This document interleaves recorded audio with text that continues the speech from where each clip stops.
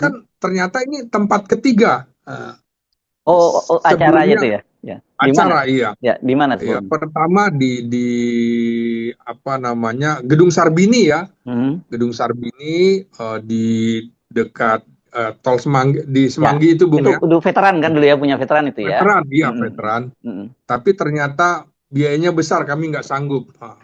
Kemudian ke Mm. Gedung Persada Halim. Mm-mm. Nah, itu 3 hari menjelang hari H, Mm. katanya tiba-tiba dibatalkan. Oh. Mm. Wah, itu bagaimana kami nggak panik kan kira-kira Mm. begitu. Mm. Sampailah akhirnya pindah, padahal udah di DP katanya. Mm. Ya. Lalu pindah ke gedung di sebuah aula masjid di Kelapa Gading, Mm. itu juga malamnya dibatalkan, Bung, Oh, hanya menjelang besok gitu. iya iya iya. Itu dibatalkan. Tapi kemudian Pak Letnan Jenderal Marinir Purnawirawan Soeharto Mm. yang ambil inisiatif, Mm. uh, sanggup bertanggung jawab Mm. kalau terjadi apapun dalam pertemuan tersebut. Jadi Oh. bayangkan sampai malam hampir Iya. pukul 00 baru Bung, padahal Mm. pertemuannya keesokan harinya. Jadi Iya, iya. ada dinamika yang Mm. kalau menurut Maijen Sunarko menghalang-halangi Mm. pertemuan. Padahal itu Mm. silaturahim dan pernyataan pendapat kan itu Ya. sesuai dengan perintah Undang-Undang Dasar 45 kan, Mm. berhak menyatakan pendapat gitu kan, berorganisasi, berpendapat, berserikat, berkumpul kan begitu Bung Hersu. Ya, ya. Jadi ya kami ingin sampaikan. Ya. Nah, kalau dari poin-poin itu Bung Hersu, sebenarnya justru mendukung pemerintahan Prabowo Subianto, Bung. Iya, iya Pak, saya tidak. Justru Iya, iya. mendukung pemerintahan, Mm. ya, Mm. bukan bertentangan. Cuma ada catatan misalnya, Mm. kecuali ya, program Astasita ya, kecuali IKN. IKN, Ya. ya, PIK Mm. 2 gitu Mm. ya, Ya, ya, ya. terus Rempang, Mm. nah, gitu. Mm. Dan juga dia menyoroti bahwa ini soal tenaga kerja asing terutama Yes. dari Mm. Tiongkok gitu Mm. ya, Ya, ya, ya. untuk dipulangkan karena kontroversinya besar sekali, terutama yang tenaga kerja kulinya kira-kira gitu Ya, Bung, yang ya. kalangan bawah, kenapa harus Mm. dari sana juga. Dan dalam situasi negara atau geopolitik dan geostrategi yang sangat panas, Mm. sangat mungkin juga tenaga ahli lainnya juga adalah sesungguhnya tentara. Jadi kami tidak memandang, jadi semuanya pulangkan saja, karena justru kami ingin menyelamatkan bangsa, jangan sampai ada infiltrasi dari tentara asing melalui alasan tenaga kerja dan lain-lain begitu. Ya. Mm. Jadi masuk akal dalam cara berpikir tentara untuk Yes. menjaga Mm. kedaulatan negara begitu ya. Mm. Dan juga untuk menyelamatkan bangsa, antara lain juga kasus Gibran ini, Bung. Gibran, dan kemudian juga soal Nah, Polri yang tadi ada belum singgung ya, soal Polri hanya iya peran betul. Kamtipmas. Ya. Soal Polri Mm. memang mengembalikan kembali Polri seperti perintah Undang-Undang Dasar, Ya. tugasnya Kamtipmas begitu Mm. ya, dan dikembalikan ke di bawah Kementerian Dalam Negeri. Tapi kan saya tanya juga, dari mana alasan Kementerian Dalam Negeri, masih kami pelajari, karena saya bilang harus sesuai dengan, kalau di atas bicara konstitusi, kita harus pelajari juga dari konstitusi pasnya di mana. Jadi oke, itu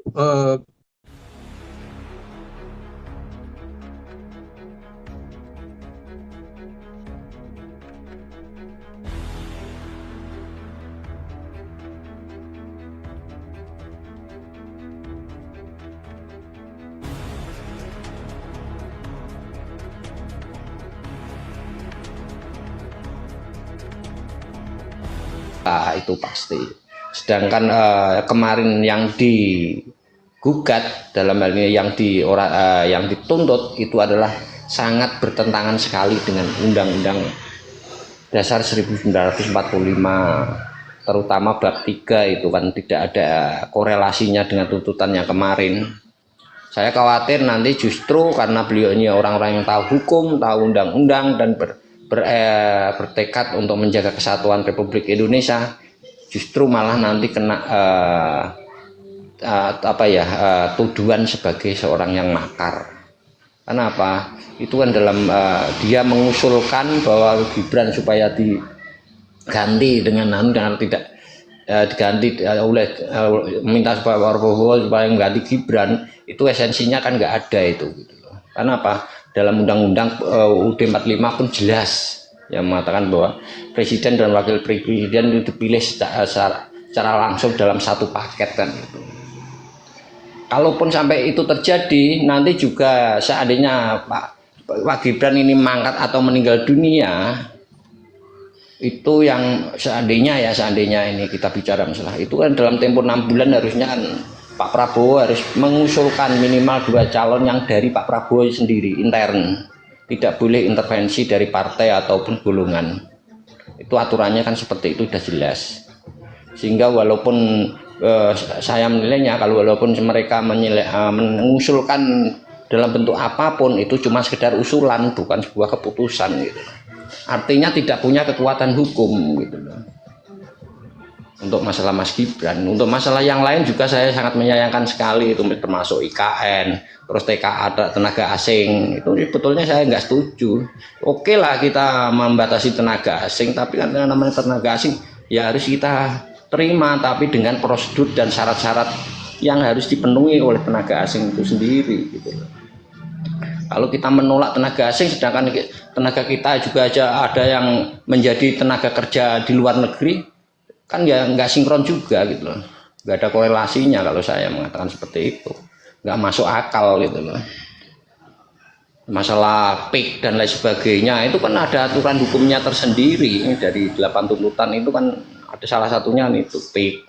Terus yang lebih tidak masuk akal lagi masalah tuntutan bahwa untuk memecat menteri-menteri yang diindikasikan. Nah itu bahasa indikasi itu kan dia sudah mencurigai gitu loh. Seorang pemimpin kan tidak boleh melakukan kecurigaan di depan umum. Itu termasuk itu hampir 11-12 dengan menuduh itu. Artinya itu sudah tidak pas itu bagi seorang pemimpin, beliau ini gitu loh. Mengatakan bahwa terindikasi itu tidak boleh. Kalau orang awam sih buta hukum sih tidak apa-apa gitu. Tinggal bagaimana penerapannya. Kalau orang awam kan biasa karena dia buta, nggak mengerti hukum ya maklum. Tapi kalau beliau ini sudah mengerti hukum, sudah mengerti tatanan di negara Indonesia ini, sudah tahu persis beliau ini seorang begawan, seorang yang dituakan, orang yang dihormati, tapi kalau masih melakukan seperti itu kan tidak bisa memberi contoh yang baik buat generasi berikutnya, generasi yang milenial ini gitu Pak. Monggo yang lain mau menambahkan silakan. Ya Japra, coba kamu mau narasi politik apa naik ke sini kamu? Assalamualaikum semuanya ini. Ya, ini bahas apa ini? Bahas 8 petisi jenderal itu ya Bang? Ya. Oke. Aku juga udah baca semuanya dan semuanya bagus, cuman ada 2 itu yang ya sebetulnya itu juga khususnya yang terakhir itu mustahil dan itu akan sulit untuk dilakukan. Yaitu menurunkan Gibran itu hal yang mustahil dan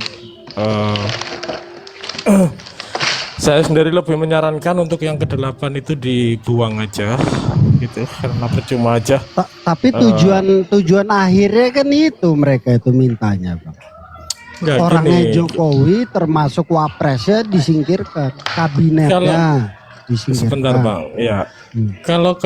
Kalau untuk pergantian kabinet itu benar, kan di situ disebutkan kabinet yang terindikasi masalah, kan di situ banyak itu kabinet yang ya dalam tanda kutip itu titipan Jokowi atau enggak, tapi yang pasti di situ mereka terindikasi bermasalah semua kan, dan mereka juga ya dari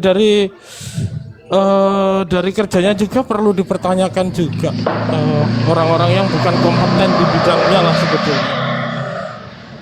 Ya kalau yang kabinet yang bagus ya dipertahankan. Itu tuntutan petisi yang nomor berapa itu kabinet itu lupa aku. Itu benar kok. Nomor 4. Nggak ada masalah ya. Terus yang nomor satu itu restart ulang ya, emang untuk kembali ke Undang-Undang Dasar 45 ya, meskipun itu sulit sekali dilakukan, jadi terlalu banyak yang dikorbankan ya, mungkin akan menghilangkan KPK, menghilangkan semua amandemen, semua undang-undang yang udah diamandemen atau penambahan undang-undang itu akan hilang semua gitu kalau mau direstart ulang ke situ. Bagi saya semuanya bagus, pengelolaan tambang itu bagus, dikembalikan ke BUMN, dan untuk negara ini itu bagus, semuanya bagus. Cuman dua aja yang ya sebetulnya itu tujuannya bagus, cuman ya itu sangat berat dilakukan, yaitu kembali ke Undang-Undang Dasar 45 dan menurunkan Gibran. Cuman itu aja yang berat gitu loh. Kalau yang lainnya bagus, aku setuju. Ya, kalau saya pribadi, saya lebih setuju Mas Gibran diganti. Itu pokok utamanya. Sebenarnya kan tujuannya ini untuk menggoyang posisi Wapres. Dan saya sangat setuju dan mendukung. Ya. Tetapi karena mereka ini tidak tahu aturannya, aturan untuk memajulkan seorang wakil presiden itu setara dengan memajulkan presiden. Yeah. Tetapi kalau mereka itu bisa melakukannya, saya dukung. Tapi yang ganti harus Jan Etes. Itu jauh lebih masuk akal karena mereka melakukan hal di luar ketentuannya, kita lebih terabas lagi di luar ketentuan. Jan Etes itu lebih layak karena Komal Gali Kubur adalah militannya Jan Etes. Kita akan mengantarkan Jan Etes ini menjadi Presiden Republik Indonesia. Itu diingat itu ya. Komal Gali Kubur nih kita militannya Jan Etes. Jadi kalau diganti, kita mendesak Pak Prabowo mengganti Mas Gibran, jika dimajulkan diganti dengan Jan Etes. Itu lebih masuk akal. Kira-kira nanti ya. Anaknya Jan Etes nanti siapa ya Bang namanya? Ya nanti ke anaknya lagi. Oke. Kenapa nggak diganti itu aja Bang, nanti anaknya Jan Etes atau cucunya Jan Etes gitu ah? Ya udah kita ke Jasmine. Entar dulu, semuanya di mute dulu. Ke Jasmine, silakan. Gimana Jasmine, usulan saya ganti Jan Etes?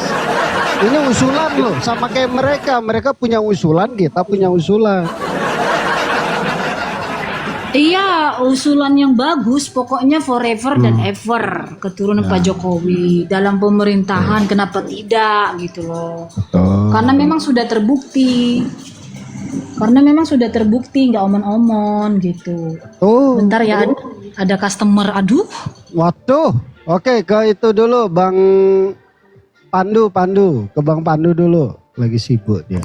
Ya, silakan Bang Pandu. Itu usulan saya gimana Bang? Ini kan mereka punya usulan walaupun nggak masuk akal, ya kan? Saya juga punya usulan nggak masuk akal juga, sama-sama nggak masuk akal, diadu ini.